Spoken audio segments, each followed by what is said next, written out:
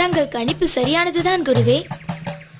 ஒரு அசுர சம்ஹாரத்தை நிகழ்த்தி தீமையை அழித்து இந்த கலியுகத்தை காக்கவே நான் அவதரித்துள்ளேன். இந்த ரகசியம் தங்களுக்கு மட்டுமே தெரிந்ததாக இருக்கட்டும் குருவே. என்னுடைய அவதார நோக்கம் முடிந்த பிறகு என்னை தரிசிக்க வரும் பக்தர்களுக்கு உத்திர நட்சத்திரமாக நான் காட்சி அளிப்பேன். இதுவே நான் தங்களுக்கு தரும் குரு தட்சணை. வருகிறேன் குருவே.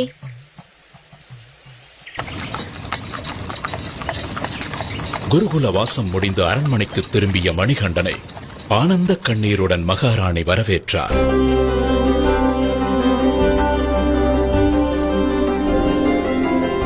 அண்ணா, தம்பி,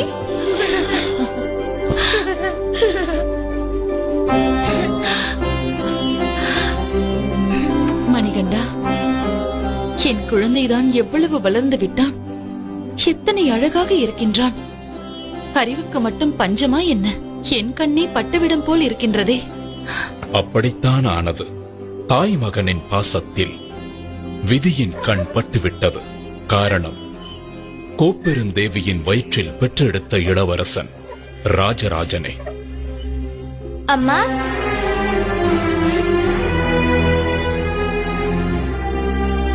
இதனை கண்ட வஞ்சக எண்ணம் கொண்ட அமைச்சர் பெருமகிழ்ச்சி அடைந்தார். காரணம், துஷ்ட எண்ணம் கொண்ட அமைச்சர் தெய்வீக தன்மை கொண்ட ஐயப்பனை நெருங்கும் போதெல்லாம் இனம் புரியாத மனசஞ்சலம் அடைந்தார். தான் அரியணை ஏறும் வாய்ப்பு பறிபோய் விட்டாலும் மணிகண்டன் அரியணை ஏறக்கூடாது என்பதில் உறுதியாக இருந்தார். அதற்காக பல சதித்திட்ட வேலைகளில் ஈடுபட்டார்.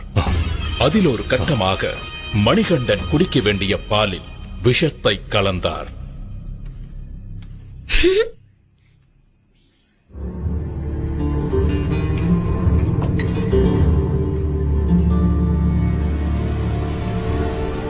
அந்த விஷம் கலந்த பாலை குடித்த மணிகண்டன் மயக்கமடைந்தார்.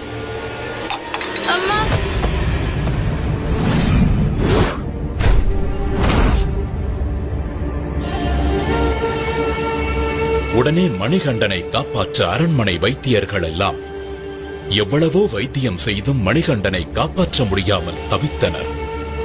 இந்நிலையில் சிவபெருமான் வைத்தியர் ரூபம் எடுத்து அரண்மனைக்கு வந்தார்.